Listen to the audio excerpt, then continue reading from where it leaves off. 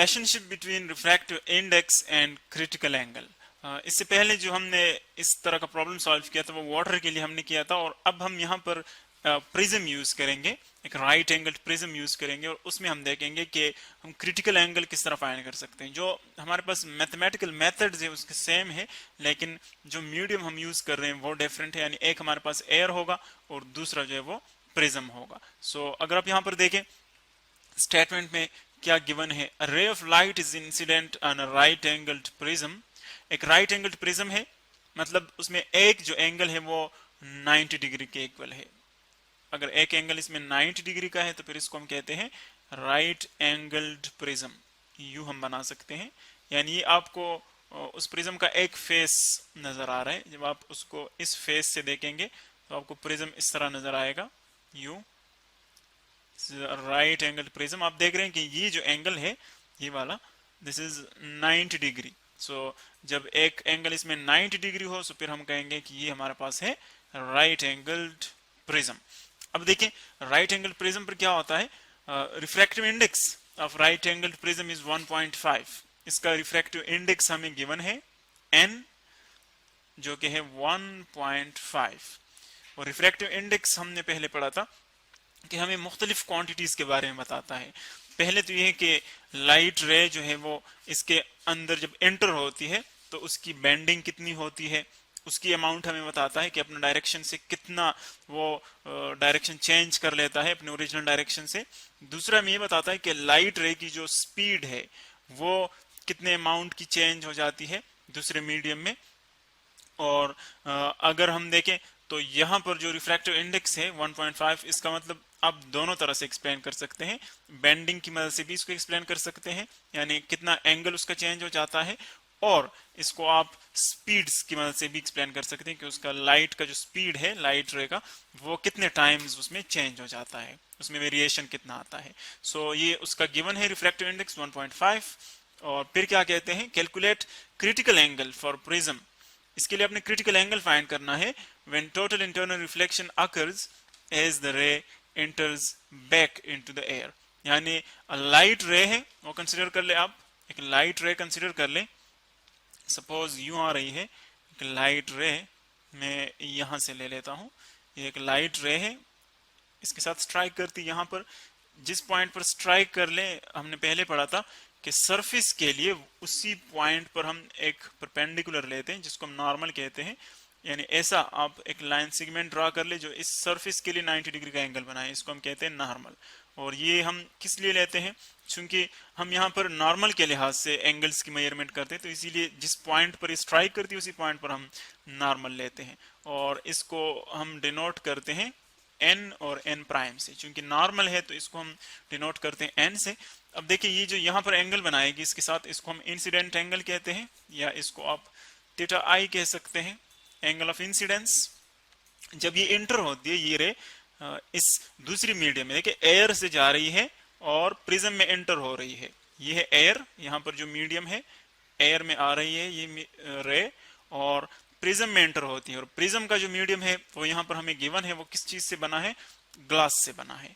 Prism जो है वो ग्लास से बना है, यानी जो रे है वो एक्चुअली एयर से जा रही है ग्लास में, मीडियम चेंज हो जाती है। जब मीडियम चेंज हो जाए तो फिर हम क्या कहते हैं, अगर ये डेंसर मीडियम एंटर होती है सो वहां पर इसकी जो डायरेक्शन है, देखिए इसकी ओरिजिनल डायरेक्शन ये है, यानी रे को यूं जाना चाहिए, यूं उसकी जो ओरिजिनल डायरेक्शन है।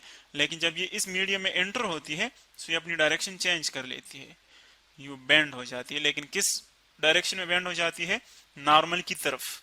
यानी ये नॉर्मल है, देखें ये जो हमने गिवन है n प्राइम से जो शो किया है, तो जो रे है वो नॉर्मल की तरफ बेंड हो जाती है। अब देखिए जब ये नॉर्मल की तरफ बेंड हो जाती है तो यहाँ पर जो एंगल बनेगी उसको हम क्या कहते हैं, एंगल ऑफ रिफ्रैक्शन। यानी इसमें ये एक एंगल बन गई एंगल ऑफ रिफ्रैक्शन, जब वो एयर से जाएगी इस प्रिज्म में। इसी तरह जब ये रे आगे जाएगी, देखें तो ये इस फेस के साथ टकराएगी, इस फेस के साथ। जब इस फेस के साथ टकराए तो हम देख रहे हैं कि ये प्रिज्म से अब दोबारा आउट हो रही है एयर में, यानी वापस एयर में एंटर हो रही है। तो जिस पॉइंट पर ये यहाँ पर स्ट्राइक करती है इस फेस को, अब यहाँ पर हम एक दूसरा नॉर्मल लेंगे। लेकिन नॉर्मल आप उसी पॉइंट पर लेंगे उस पॉइंट पर जहां पर रे जो है एक मीडियम से दूसरी मीडियम में एंटर होती है, उसी पॉइंट पर हम एक परपेंडिकुलर लेंगे जिसको हम नॉर्मल कहते हैं। ये आप कंसिडर कर ले, दूसरा मैंने नॉर्मल कंसिडर किया हुआ है ये। अब देखें ये जाएगी डेंसर से रेयर में, पहले एयर से ग्लास में चली गई, अब ग्लास से एयर में जाएगी। सो यहाँ पर जो रिफ्रैक्शन था एयर से डेंसर में वो टुवर्ड्स द नॉर्मल था, और यहाँ पर जो रिफ्रैक्शन होगा वो अवे फ्रॉम द नॉर्मल होगा, यानी नॉर्मल से दूर हट जाएगी, उसका डायरेक्शन उससे दूर जो है हट जाएगा इस नॉर्मल से।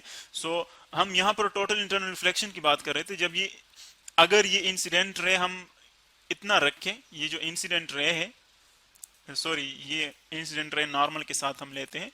सो ये जो इंसिडेंट रे है जो नॉर्मल के साथ ये बनाती है, अगर ये एक खास हद तक हम इंक्रीज कर लें, सो जो रिफ्रैक्टेड रे है जो एयर में जाती है वो इस बिल्कुल इस सरफेस के पैरेलल रिफ्लेक्ट हो जाती है, यानी जो ये सरफेस है जो इस एयर और ग्लास प्रिज्म के दरमियान सरफेस है, बाउंड्री है, बिल्कुल उसके पैरेलल ये रिफ्लेक्ट हो जाती है।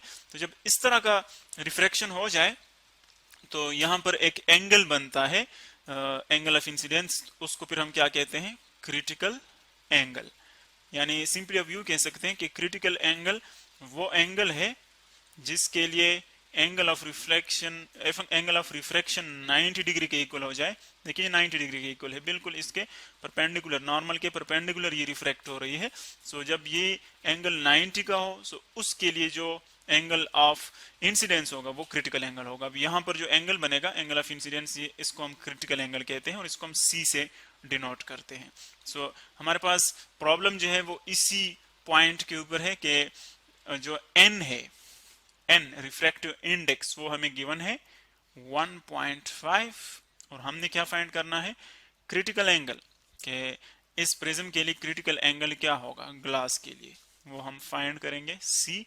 देखिए इसका एक हमारे पास बहुत सिंपल मैथमेटिकल एक्सप्रेशन है, और उसको हम यूं लिख सकते हैं, जो मैथमेटिकल एक्सप्रेशन है n is equal to n, जो रिफ्रैक्टिव इंडेक्स है that is equal to 1 over sine of critical angle या साइन सी।